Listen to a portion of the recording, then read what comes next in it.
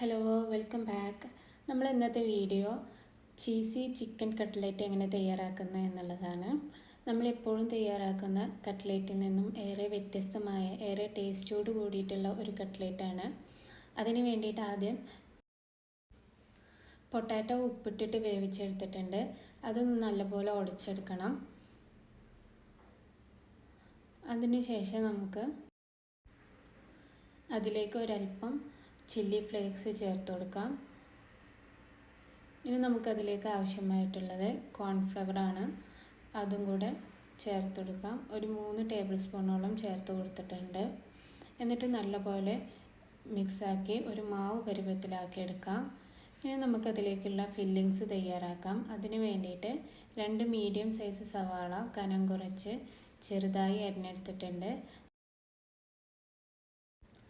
അതിലേക്ക് ഓയിൽ ഒഴിച്ചിട്ട് നല്ലപോലെ വഴറ്റി കൊടുക്കാം. അതൊന്ന് വഴന്ന് വരുന്ന സമയത്ത് നമുക്ക് അതിലേക്ക് എരിവിന് ആവശ്യത്തിനുള്ള പച്ചമുളക് ചേർത്ത് കൊടുക്കാം.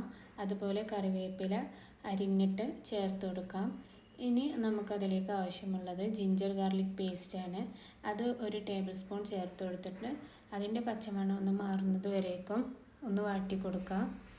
വഴന്നു വന്നതിന് ശേഷം നമുക്കതിലേക്ക് ഒരല്പം മഞ്ഞൾപ്പൊടിയും ഒരല്പം ഗരം മസാലപ്പൊടിയും ആവശ്യത്തിനുള്ള ഉപ്പും കൂടെ ചേർത്ത് കൊടുത്ത് നല്ലപോലെ മിക്സാക്കി കൊടുക്കുക.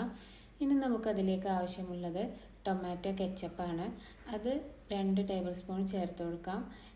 ഉപ്പിട്ട് വേവിച്ച് വെച്ചിട്ടുള്ള ബോൺലെസ് ചിക്കനാണ് ചേർത്ത് കൊടുത്തിട്ടുള്ളത്. അതും കൂടെ ചേർത്ത് കൊടുത്തതിന് ശേഷം ഫ്ലെയിം ലോ ഫ്ലെയിമിലേക്ക് മാറ്റി വെച്ച് നമുക്കതൊരു 5 മിനിറ്റോളം നല്ലപോലെ മിക്സാക്കി കൊടുക്കാം. അവസാനം നമുക്കതിലേക്ക് മല്ലിച്ചപ്പ് അരിഞ്ഞതും കൂടെ ചേർത്ത് കൊടുത്ത് മിക്സാക്കി കൊടുക്കാം. ഇനി നമുക്കിത് തണുക്കാനായിട്ട് മാറ്റി വെക്കാം. ഇനി നമുക്കതിലേക്ക് ആവശ്യമുള്ളത് ചീസാണ്. ഞാൻ ഇതുപോലുള്ള ചെറിയ ചീസ് ബ്ലോക്സ് എടുത്തിട്ട് അതൊന്നുകൂടെ ചെറിയ ചെറിയ ബ്ലോക്സ് ആക്കിയിട്ടുണ്ട്. ഇനി നമ്മുടെ പൊട്ടാറ്റോ മിക്സ് നല്ലപോലെ കയ്യിൽ വെച്ച് ബോൾസാക്കി ഇതുപോലെ പരത്തി കൊടുക്കുക.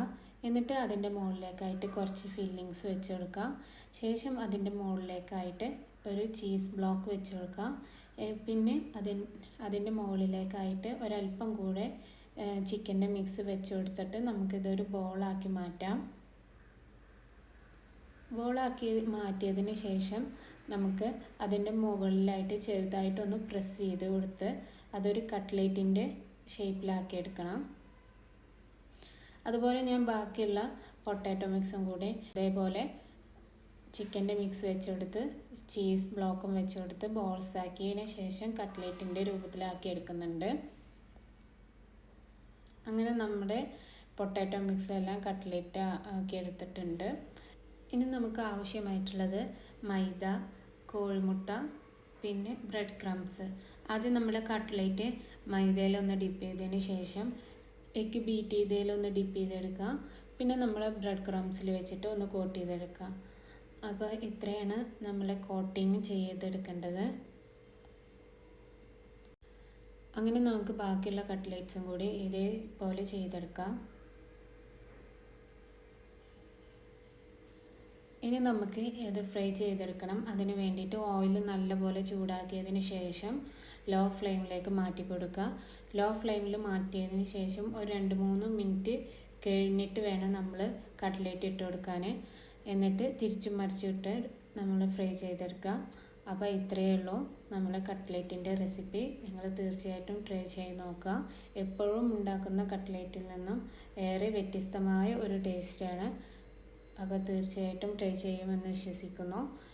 പിന്നെ നമ്മുടെ ഈ വീഡിയോ നിങ്ങൾക്ക് ഇഷ്ടമാണെന്നുണ്ടെങ്കിൽ ലൈക്ക് അടിക്കുക. ഇതുപോലുള്ള വീഡിയോസിനായിട്ട് നമ്മുടെ ചാനൽ സബ്സ്ക്രൈബ് ചെയ്ത് വെക്കുക. ഇനി പുതിയൊരു വീഡിയോയുമായി കാണുന്നത് വരേക്കും ബൈ.